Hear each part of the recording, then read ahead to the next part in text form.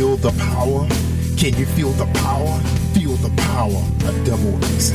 Positive Power 21.org. Internet radio.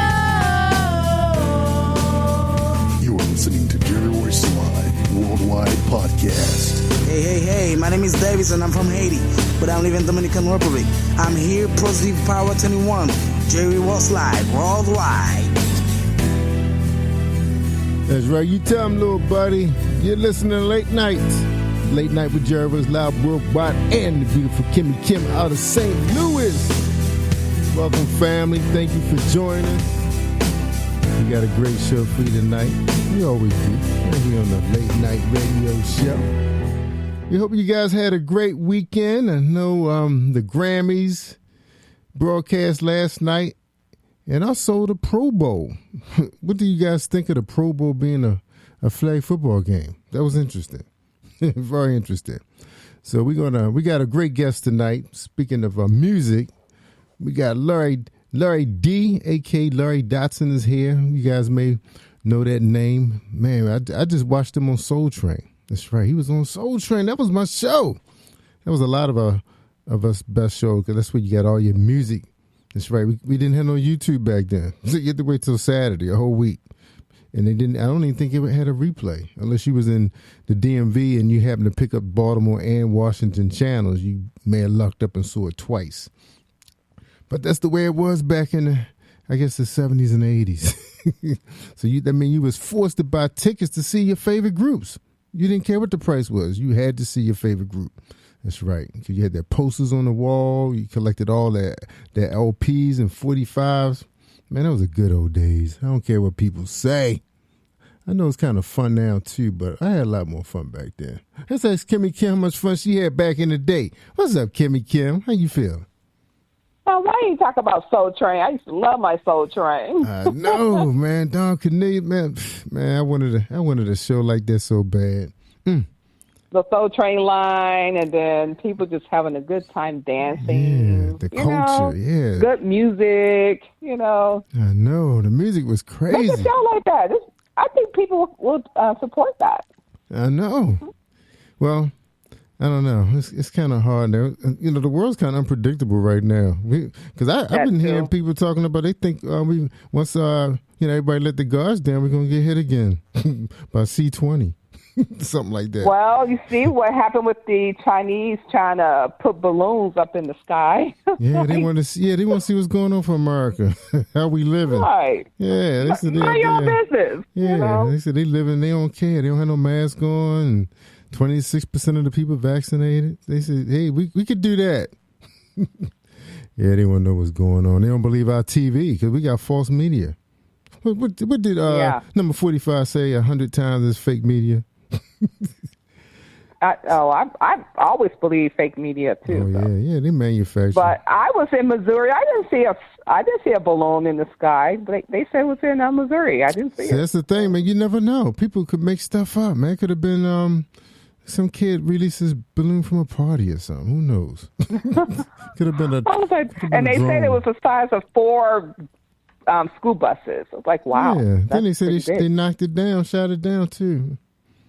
That's crazy. So what kind of weapons do you shoot a balloon down with? Machine gun bullets or a grenade launcher or something, rocket launcher? I know the Air Force took care of it, but I just thought that was weird. How did they take it down? I don't know. It's crazy. I know. I still don't believe in the hype. I'm like, Public Enemy said it the best back in the days. Don't believe the hype. Don't believe the hype. I know. Don't believe the hype. Yeah. Well, we'd be good. I mean, everybody, I say just manifest your own life. Have some fun. Don't get upset about what's going on. You can't control it. Just live your life in the fullness. You don't want to be on your hospital bed and say, oh, man, I wish I would have done that.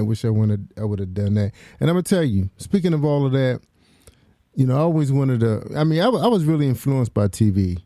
And, of course, Soul Train, I was influenced by that because I was looking forward to, our favorite funk groups coming on. And that's what Larry and him was, but, he was about the funk. And so it's like you look forward, just like last night, I really thought Beyonce was going to perform. So I guess she's saving all that for her tour. But yeah, I'm not spending those $600 seeing no Beyonce. I know. I heard her tickets are like out crazy. Yeah, outrageous. Yeah, there's a lot of rich people floating around right now, though. A lot of rich people. Yeah, they can go. But just think about it. We was influenced by TV a lot, back in those days, even up through the 90s, like when Miami Vice influenced the culture with the the outfits coming out of Miami. I mean, we never even thought we were going to ever dress like that, wearing floral colors and stuff, what do they call it, pastel, something like that? Yeah, and then covering your nipples with, decorations, yeah. Yeah, so who would have known, that fashion and then the cars, the really expensive foreign cars made its way into our neighborhoods. People driving BMWs and Mercedes because TV influenced your decisions when you do stuff. So for me, I grew up on a lot of TV, and mostly all we really could get was, Sesame Street, Mr. Rogers, and all them. So I always wanted to be a puppet master. And so my dream came true. And so this year, I've been nominated for 3 awards. 3 awards out of New York City. Congratulations. Coming out of New York. And hopefully I'll be able to make both awards. I'm just so excited. I got a call from one of the musicians that used to play for KIMMIE. He actually helped us with our music. And so we talked about that today, putting some more music videos out there for the kids. So we're really excited, So anyway. Well, you deserve it. You really deserve it. Yeah. Thank you. You're amazing. Yep. Enjoying, just trying to live life in the fullness, man. Try to do our thing. In a sense, we can't control what the government do, and we can't control what the police do. All we can do is just control what we can control. So, dream your dream, live your dreams, y'all. That's all I can say. Live your dreams. Be the best you. That's right. Use what you got. All right. Well, look, Larry kept dropping in and out of the queue, but I think he's back now, so he's here. Let's say hello before KIMMIE Kim conduct her interview with him. What's up, Mr. Larry D? Welcome to Late Night, sir. How you doing? I am absolutely great. How are you guys doing? Good. I'm doing good. Thank you, sir. I thought something was wrong. He kept saying muted, but so that was on your end. I'm good. I'm good, man. Yeah, that was on your end. We had to keep, keep you from laughing while we was talking. But anyway, we glad to have you back. I know you did some TV with us with My Journey. That was one of our favorite episodes, so we so glad to have you back today. Of course, you've been interviewed by KIMMIE Kim, not Miss Paula G this time, but I'm sure everybody's going to enjoy the interview just as well. So look, I'm just stopping by to say hello. So you guys have a great show, and I'm right here if you need me. Amen. All right. Well, thank you, Jerry. And I just want to thank you, Jerry, once again for this opportunity. And my brother, Larry D, thank you so much for this fellowshipy time. How are you doing today? I'm absolutely great. Just here winding up, looking at some concerts I've got to play and talking to my road manager, making sure he's on point so I can be on point. It's always a good thing to have someone to help you. I really believe teamwork is the dream work. Isn't that amazing? Well, teamwork makes the dream work. Exactly. So I'm so impressed about your music and your bio. And before we begin this wonderful conversation, can you tell the listeners who is Larry D? I am the original lead singer, the original voice of the legendary, iconic Bar-Kays. Oh, wow. Yeah, for almost 50 years. Center stage with an amazing band. And 2019, so I retired, and I took 7 months, and James and I found somebody to take my place. It was nothing wrong, absolutely. As a matter of fact, I wasn't in bad health or anything, but I've been married to a wonderful woman for 52 years, and we just decided we were just going to slow it down. But I could not take sitting at home, so after about a year and a half, I decided to come out of the hiatus and just embark on a solo career. I let the kids stay and let them stay on the road to take my place. And I thought, it was just something different for me. We started a new record label, and I got very, very lucky with a great album called Yours Truly, Larry D. And I've birthed 3 singles from it. And I'm on tour now, and I travel now as Larry D, the original lead singer of the Barcades, and hey, it's amazing. Wow. Absolutely. I bet you have some amazing stories to share, don't you? Like with different artists that you probably perform with and been in this music industry for so long, and you're still having a great time. Wow. Came out of retirement. Oh. Wow.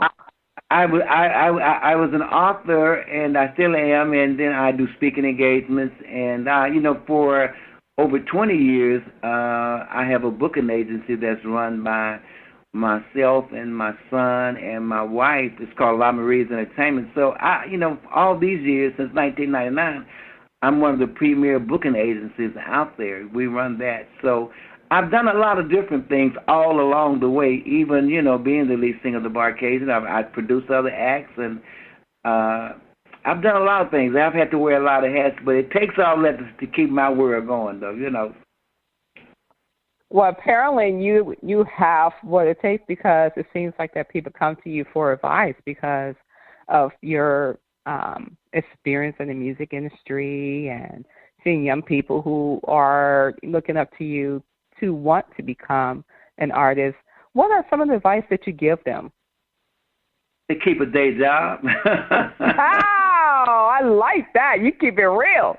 Keep a day job. Okay, I like that. Real job. No, in all honesty, for those who are aspiring to be in this business we call the music business, I would say keep smart people around you, learn as much about this business as you can, and please, for whatever, for heaven's sake, please give this thing some time, because this is it's a cruel business, because especially nowadays, and James and I, we ran the Barcades, and we had a record label at the same time. We had 7 or 8 acts on the label, and we've done a lot of different things along the way. We've managed ourselves most of the time. In the early years we had managers, but we managed ourselves along with our attorneys. So yeah, we've for aspiring artists, I'm tell you something. I have this thing I say: it's hard to get tripped up if you stay on your knees. Keep God wow! First I like that. Yeah. You keep God first in your life, and have a true yearning for this business, because you can easily turn into what they call the flavor of the day. We still have a very, very fruitful career based off of records we wrote and recorded 40 years ago. Because we just tried real hard. We've done 30 albums together. Wow. Because you got that meat music, that music that has soul and has a lot of, love and good music. You don't find that as often now because of, the standards are different.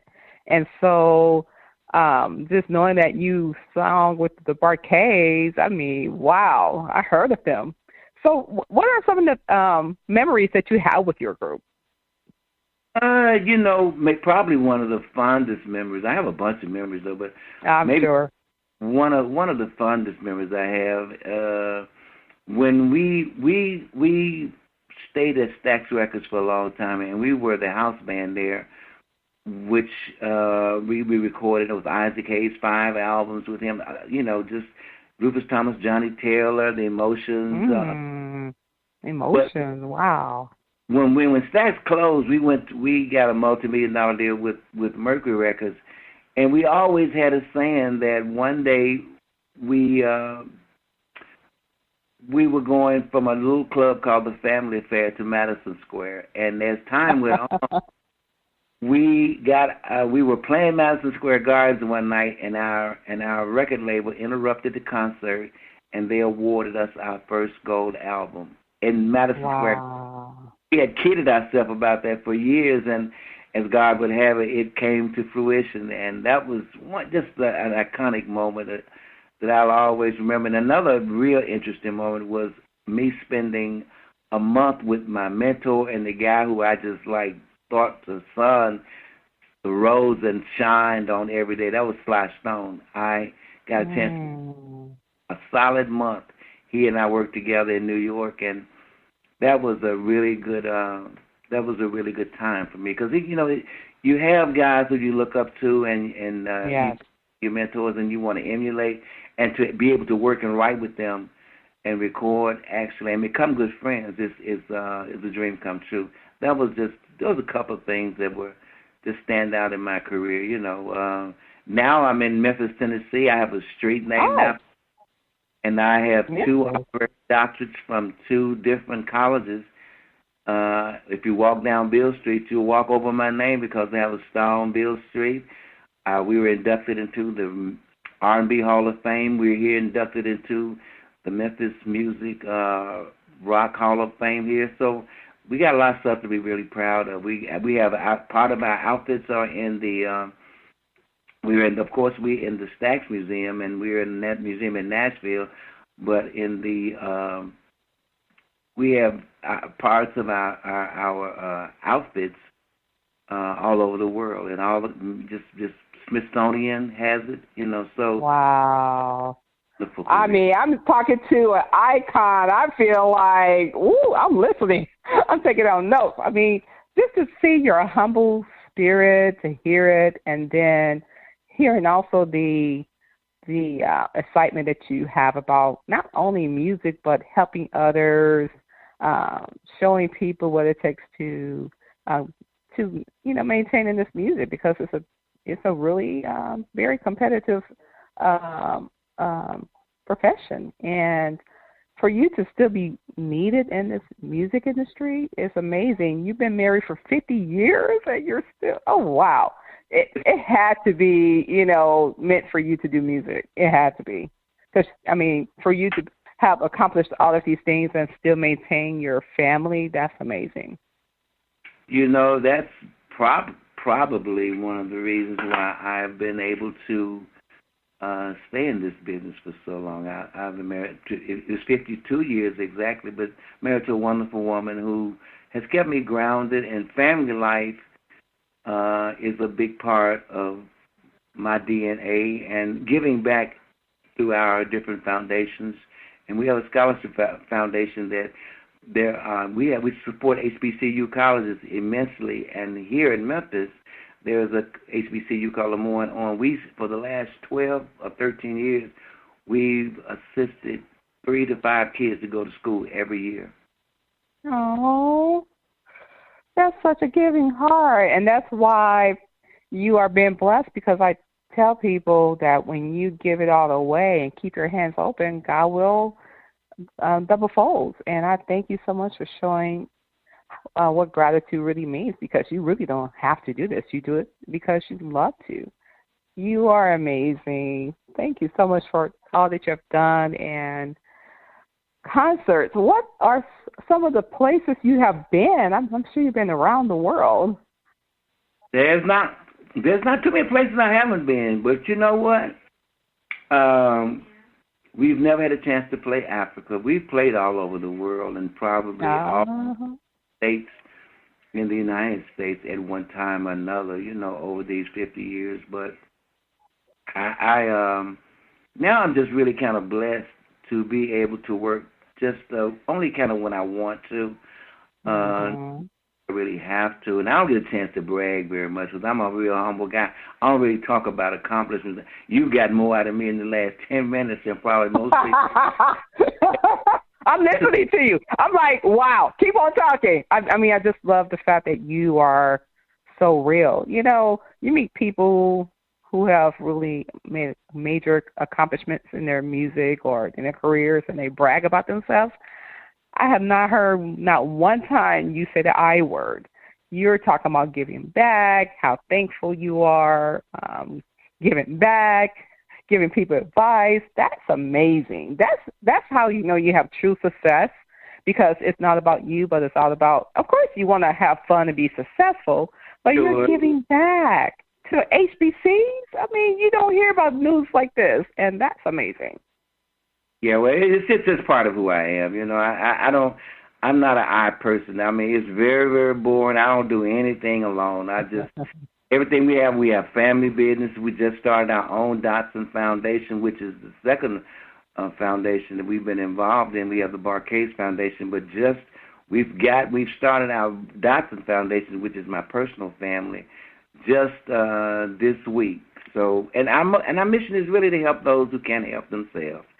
And it's no other feeling for me that's more rewarding than seeing the smile on somebody's face when you've helped somebody, And we are blessed that we may be bless others. That's all it is. That's all it is. I tell people, all we got is us. All we got is us. That's all we got. Yes.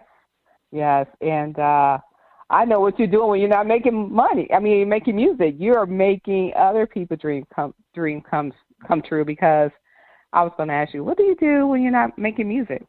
You're doing charity work. I do, and, I tell you what I do. I love to fish. We fish, we charter, we go out into the Gulf, and we, and still it's not just me. I take my family and I take the guys out with me, I don't do anything alone, man. I'm just not that kind of a person. I like to share stuff, I just had my 72nd birthday, and I took my wife to Las Vegas, and we spent my birthday in Las Vegas for about a week, and had a great time. Wow, that is so amazing. And you're showing what it looks like to retire and still travel and have fun and enjoy life, because we only have one life, and live it to the fullest. But of course, you want to live it with humbleness and putting God first in your family and helping those and things of that sort. So you are definitely displaying what it means to, live life to the fullest. That's amazing. I heard of you. My mom and dad listened to your music growing up, and I would sometimes listen to you on an 8-track. Huh? If you made 30 albums, somebody's listened to you. Yes. Well, I heard of you. I was like, whoa, this is a huge one. But I thank you so much for your time. But what are some of the things that you had to go through to get to where you are now? What kind of sacrifices did you make, or? We spent a lot of time. Before we really became, popular in terms of the original Barcades were killed in a plane crash, with the exception of guys, with the plane crash that took Otis Redding's life. The kids were in high school, and Otis saw them after a concert, and when he heard them play, he wanted to take them on, on the road and let them be his band, but they were in high school. But listen, so the very first record that the Barcades ever recorded was a song called Soul Finger, which was a million seller. That was the first record they ever recorded, an instrumental group, and they didn't have a singer. So, until I joined in 1970, they were an instrumental band. They didn't sing at all, So I was able to breathe life into the band and sort of give it a new identity and be the voice of the Barcades. And I've been the only singer the band's ever had, since 1970. And this is it's been an amazing career. Wow. Isn't that something, how God gives you exactly what you need? They had the music. They just needed that one last piece, and that was you. Larry D. Wow. Yeah. But it's delightful for you to have time to talk, take time for me to come on and talk. And it's delightful chatting with you. It's been delightful, too. So what do you see, how do you compare the music today versus when you first started? Do you see anything that is lacking, or is it progressing, or how do you feel about the music industry? I man, my heart pours out, because when you've done music as long as I have and been around guys like Otis Redding and Isaac Hayes and Johnny Taylor and Wilson Pickett and Sam and Dave, guys who wrote songs that today still they have them in theaters and in film, in opposed to some of the music that's out today. It's very shallow. A lot of the music is very shallow now. And might I say that when you write a song like "Walk On By," that's a song that will enable you to have generational wealth. You know, ain't nobody gonna re-record back that ass up. I'm sorry, it's not gonna happen. You know, I'm saying, and not to take anything away from rap music, but you gotta be careful. You know, when you sit down to write from your heart. You know, and it will bring you generational wealth if you write the right kind of songs and do the right kind of music. And some of the stuff that I think the kids are getting into now, they're so anxious to be popular, they end up being flavor of the day, and the record labels aren't obligated anymore. All they want is just somebody to sell music and, for lack of a better word, whore or act around, you know. And back when we were coming up, the record labels were really interested in your career. That's not happening anymore. These record labels don't care about anything now. They're just trying to make a dollar, you know. And that's one of the reasons why we decided to start our own record labels and have been our own bosses most of our lives. We call our own shots.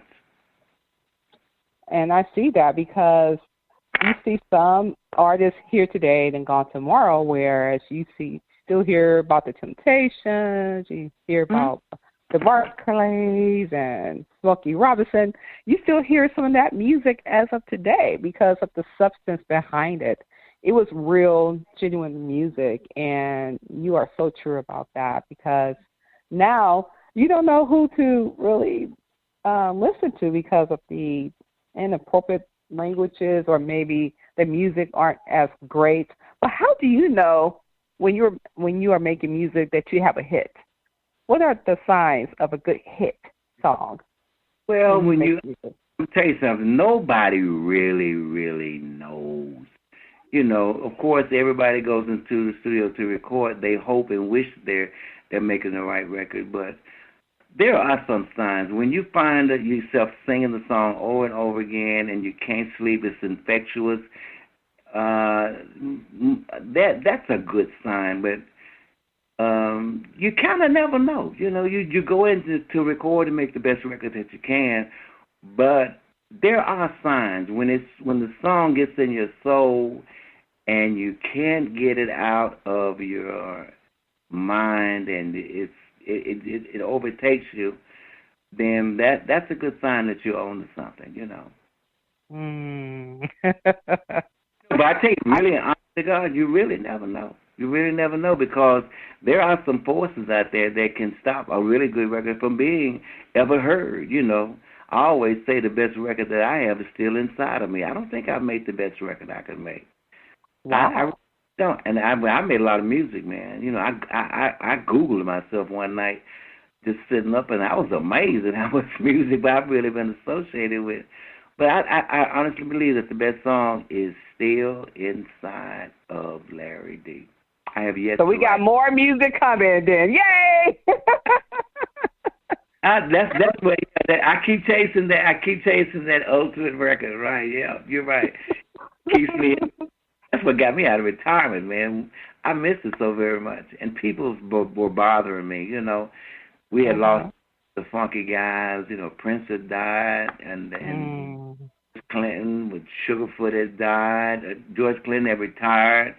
And Rick James was my dear friends that was gone, and it was the Funketeers were gone. And I said, man, let me get up out of here and go make some more funky music. You know, people were really bothering me about retirement. They really did, and I was flattered at that. You know, I was really it's to be missed by your peers when you're doing your craft. It's really kind and it's really rewarding. That's awesome. What do you play instruments as well? I play a little piano, just enough to kind of let me write. And I can see that too. You bobbing your head as you're thinking about a song, yeah, and writing the notes. I can see that. Yeah, and I taught myself I can't read a lick, but you know I got tired of having these late over in the morning ideas and nobody to put the music to, so I started picking it out myself. I play a little bit of guitar. Matter of fact, I play a little bit on stage sometimes, you know, if I really feel like it. You know, not ill, you know, but I'm funky though, so you know when I'm up there, you know. You can feel me when I'm up there. So you got that soul. I can see it. I can't wait to hear the song that we're going to be playing. And you mentioned, like, while you were touring, you juggle a family. How was that? I mean, on the road all the time, missing your wife and your son. What was that like? Absence makes the heart grow fonder. Have you not heard that before? Well, it must be because you're 52 years in the marriage, so you know, it's still dating. My housekeeper told me, she said, "Don't worry about it." She said, "The two most passionate times in marriages is when you're getting ready to leave, the anticipation of coming home, when you've been away, and coming back home. You know, those are two really romantic moments, and." To share those things, you can't do it unless you go away and come back, you know. So it keeps the space away. Sometimes helps a marriage, you know. Not that you want to do it, but it does help, you know.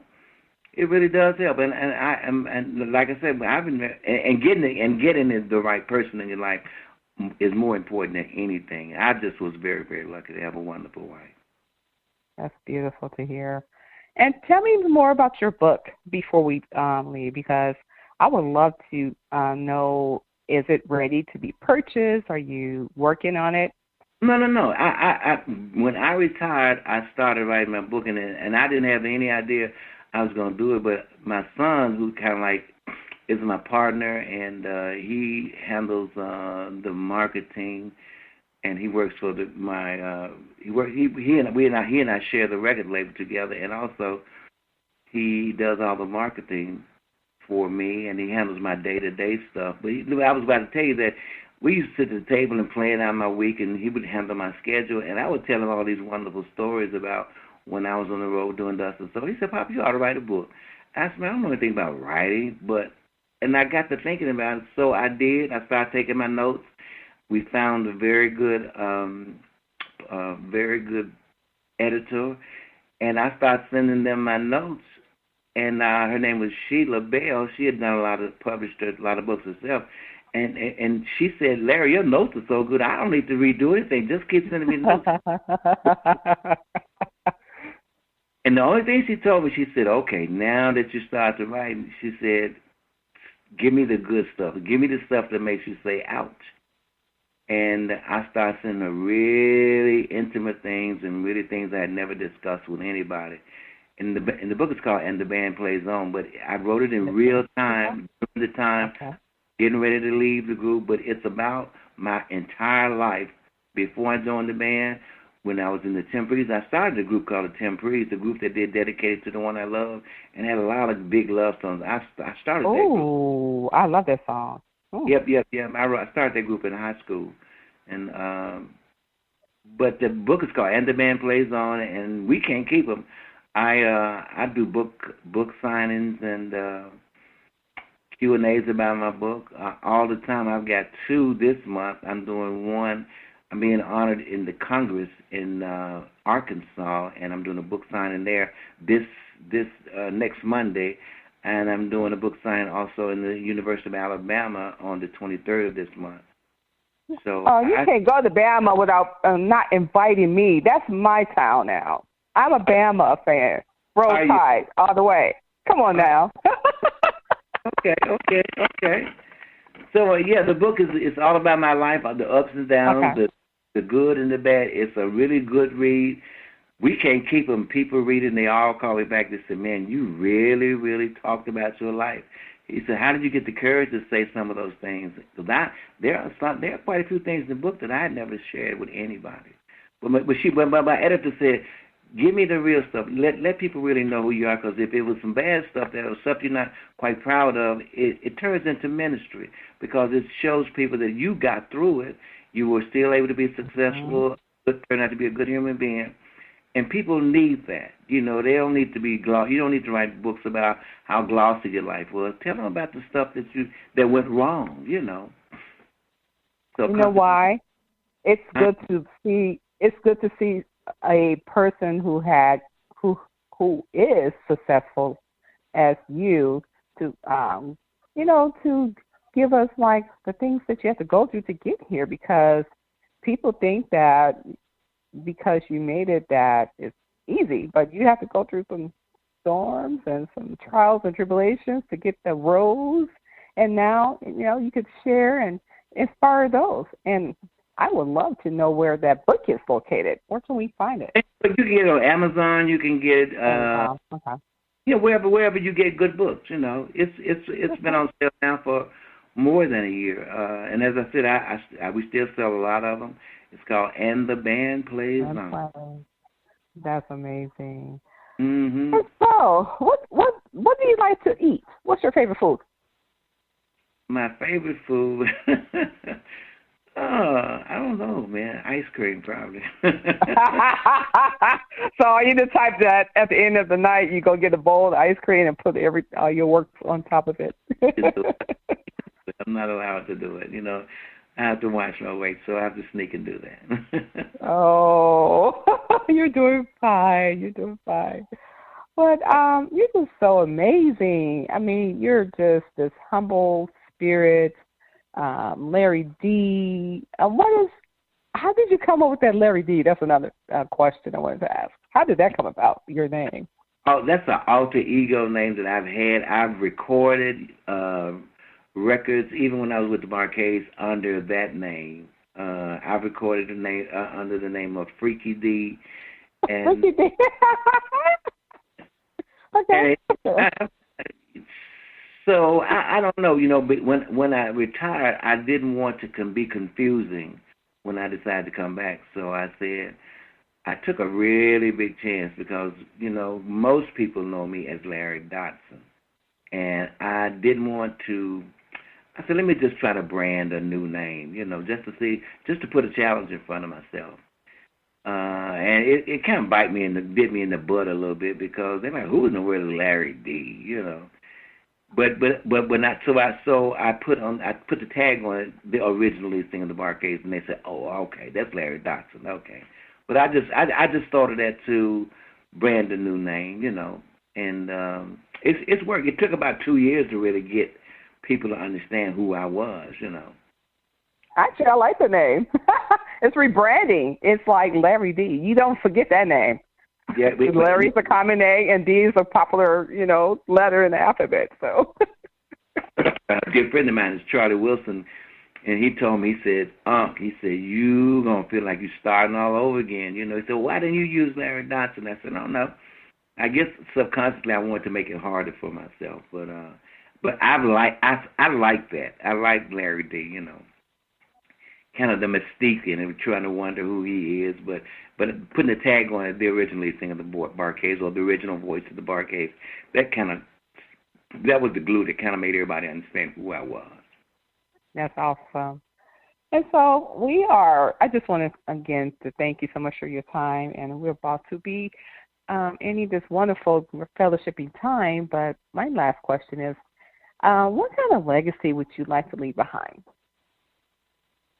As the guy who made a lot of good music and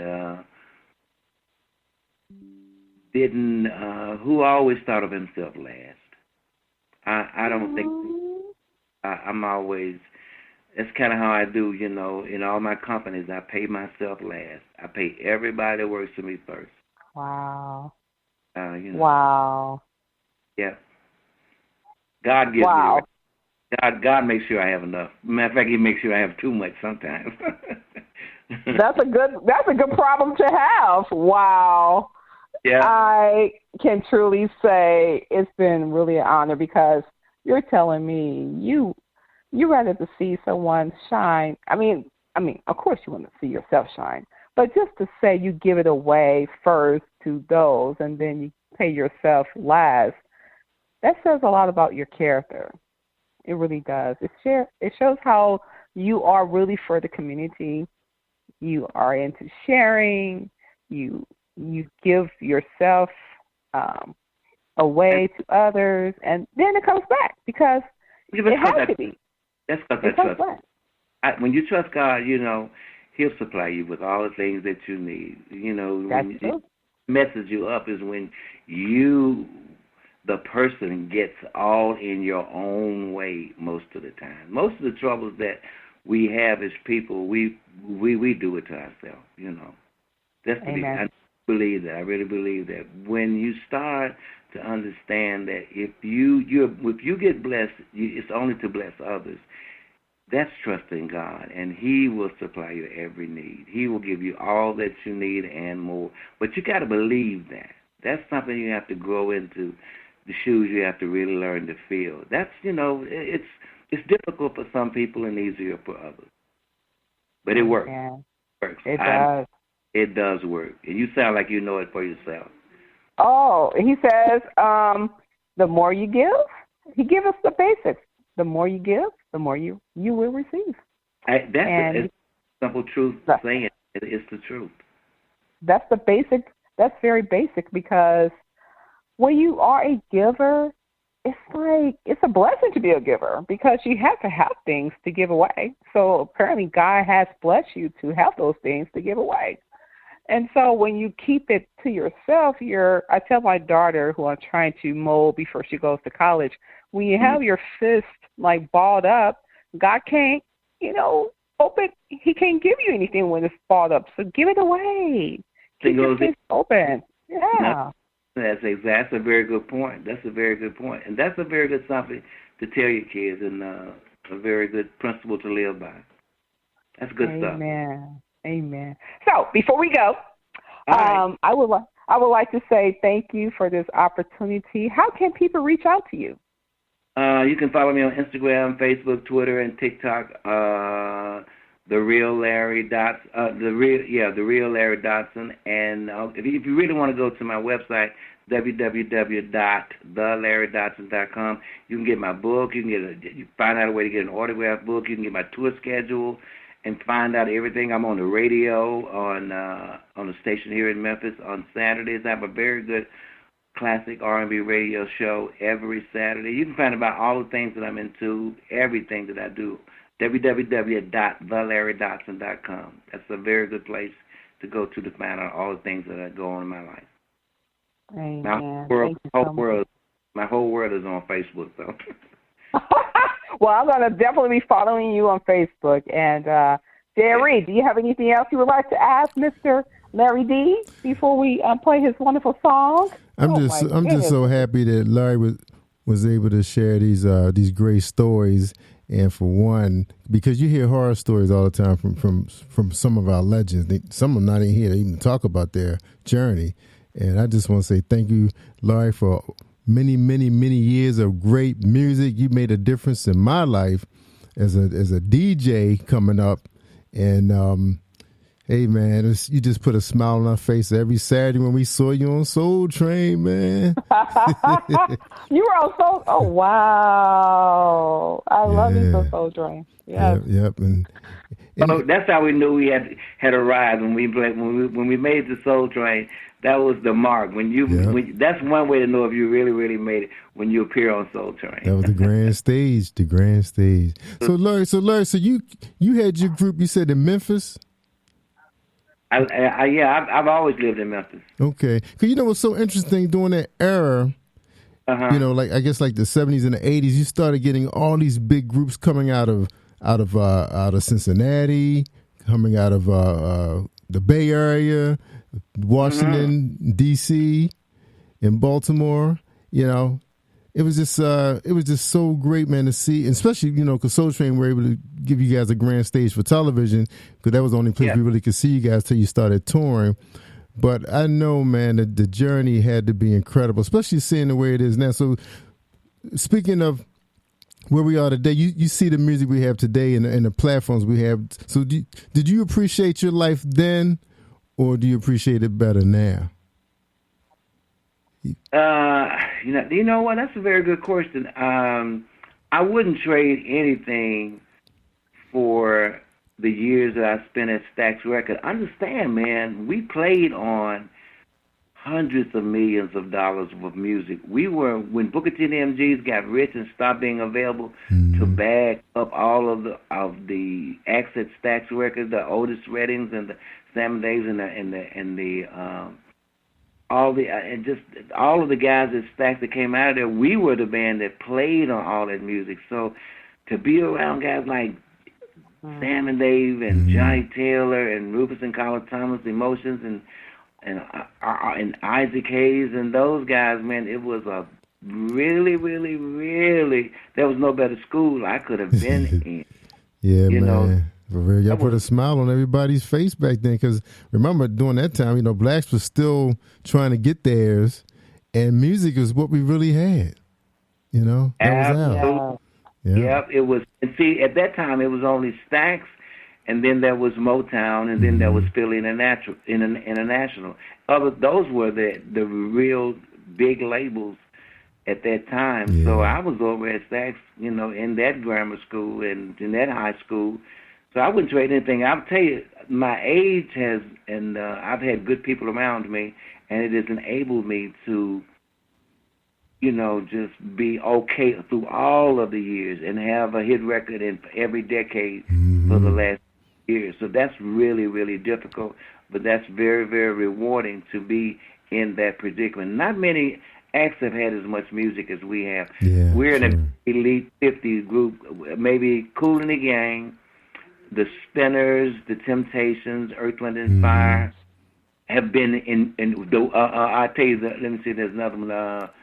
I say the OJs. Yeah, OJs. Have been over 50 years and been in music successfully. We were the first band to ever play on what was called Soul Train. It wasn't called Soul Train during that time. It was called something else in Chicago. Ooh. The first band ever played it, and the OJs was the first group to ever to play on Don Cornelius' show. Yeah. And that was she started in Chicago, so we've been through a lot of first. Madison Square Gardens. Yes. Yeah, man. Yeah. We've seen a lot of things. When Martin Luther King was killed here in Memphis, we were in the studio recording. Wow. Yes. They locked us in the studio. We couldn't come out. Yeah, man. Yeah, scary times. Wow. It's been talking with you guys, man. Call me back sometime, and I'll tell you some more of my cute stories, okay? Hey, man, we got plenty of platforms for you, man. But thank you so much. Thank you for joining us here on Late Night. And we're gonna serve up your music to everybody, man, who's been waiting patiently. Here we go. Amen. Y'all be well. Amen. You're listening to Jerry Royce Live Worldwide Podcast. Girl, it's the weekend, and I can't wait to get back down to the joint. They got this cute young tender down there that's playing the harmonica, and he is off the chain.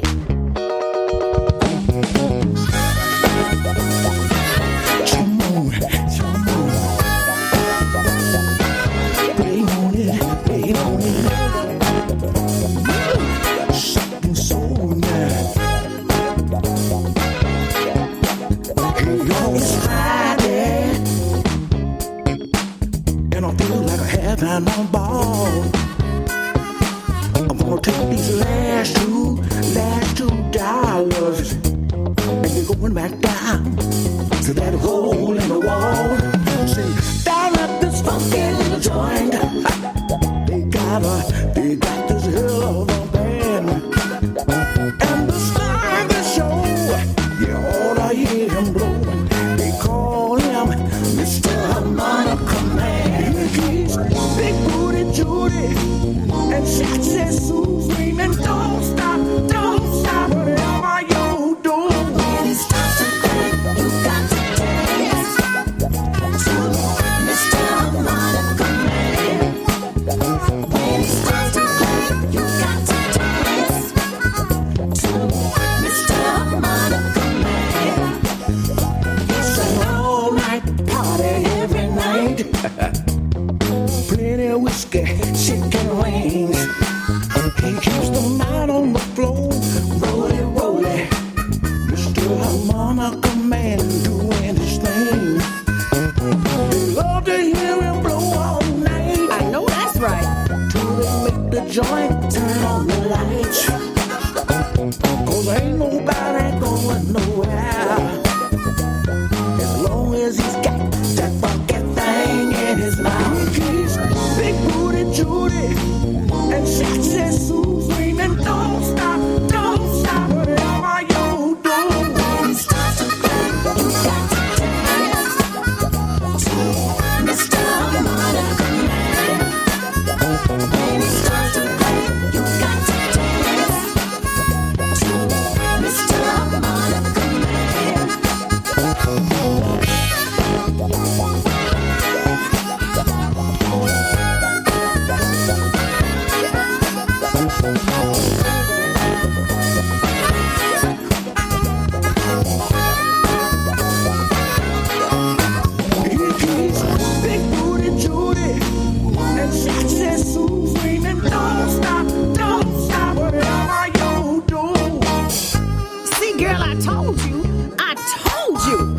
Home? No, I ain't ready to go home. When it starts to crack, you got to dance. To Mr. Harmonica Man. When it starts to crack, you got to dance. To Mr. Harmonica Man.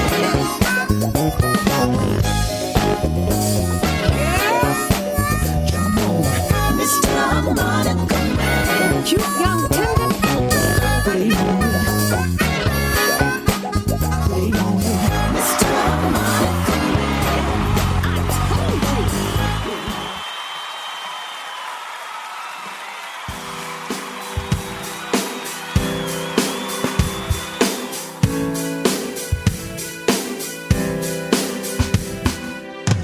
Can you feel the power?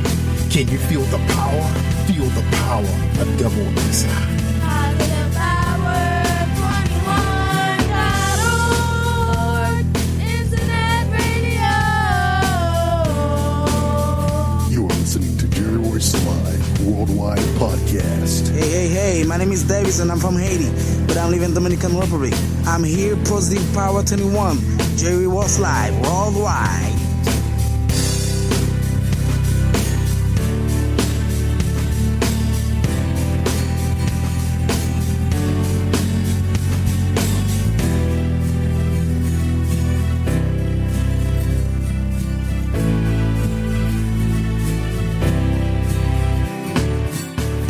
All right, ladies and gentlemen, thank you for joining us right here on Late Night with Jervis Live Worldwide and KIMMIE Kim. We want to thank Larry D for stopping by and sharing his journey. Don't forget, y'all, you can join us every Monday, Tuesday, Wednesday, and Thursday, starting at 7 p.m. and 8 p.m. and 9 p.m. and 10 p.m. for Late Night Podcast. That's right here on Positive Power, WXI Christian Media. So if you look for inspiration and motivation and encouragement, it's all here, y'all, right here on this platform. You can catch us on Spotify, Apple, Google Podcasts, and iHeartRadio. All your favorite. And don't forget you can catch us on the Weekend Channel. That's right, .tv. Just look for streaming podcasts. Take care, everybody. Have a great night. I'm Jerry Royce Live. I'm worldwide.